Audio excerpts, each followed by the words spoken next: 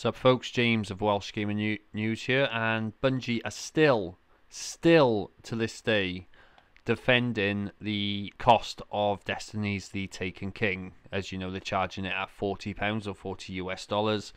Even if you take VAT into account when you convert it back into pounds, it should still only cost £30, but there we go. But according to manager Eric Osborne, the upcoming expansion is well worth its price tag, partly because it offers more than twice as much content as The Dark Below. If it's twice as much content as The Dark Below, we got the House of Wolves, surely. But anyway, this is basically what he had to say during an IGN podcast. He goes on to say, I don't have any trouble saying that The Taken King is well more than twice as much content as The Dark Below. The story's great, there's 7 Crucible multiplayer maps, there's 3 brand new strikes, and they're the best strikes we've delivered to date. Now, he says the story's great. When I think of Bungie, I always think the story is fun. Bungie games, to me, always told a great story until Destiny came out, so...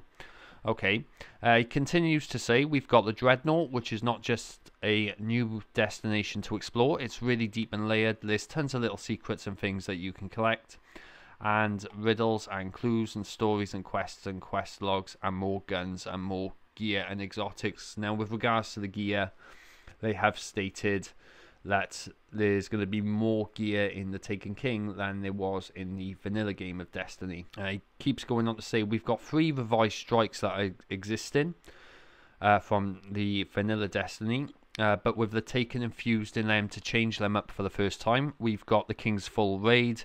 We've got a bunch of stuff we aren't talking about our in-game content. As you know, Taken King was announced at this year's E3, available as a £40 digital download for those who own the game and the existing DLC. It's close, as you know, it is close to the price of the actual full game of Destiny. And in order to play The Taken King, you actually have to have The Dark Below and the House of Wolves. Now, for people who out there who don't own anything of Destiny, there is a good deal for them. If you pop onto Amazon, you can actually get the Taken King Collector's Edition, which gives you the vanilla version of Destiny, Expansion 1 and 2, and the Taken King for £42. But this, in my opinion, is still a slap into the face from the day one buyers as of myself. I still don't think I'll actually be getting it myself, because I gotta see it from someone else's perspective first. Personally, I think it's just gonna be an expansion as big as the House of Wolves. Now, hopefully I'm wrong, but I can understand people's frustration with this, because the fact that it's not the problem. Yes, it's a lot of money, $40, but like I said, if you converted it into pounds, included all the VAT, obviously from coming from the United States over to the UK, it should still only cost at least £30.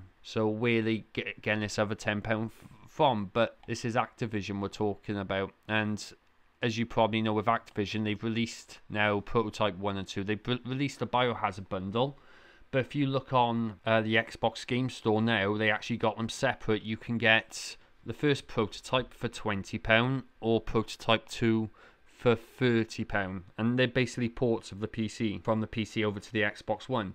You know, if you do want to play those games, you're better off popping down your local store. You can get them both for a tenner all together, and you'll get the same experience. That's what I think of with regards to Destiny's The Taken King expansion, and like I said, I'm quoting the word expansion. I'm pretty convinced it's going to be the same size probably as the House of Wolves, but only time will tell when it comes out. Like I said, tell me what you think, put your notes in the comments, but other than that, this is James of Welsh Gaming News. You take care.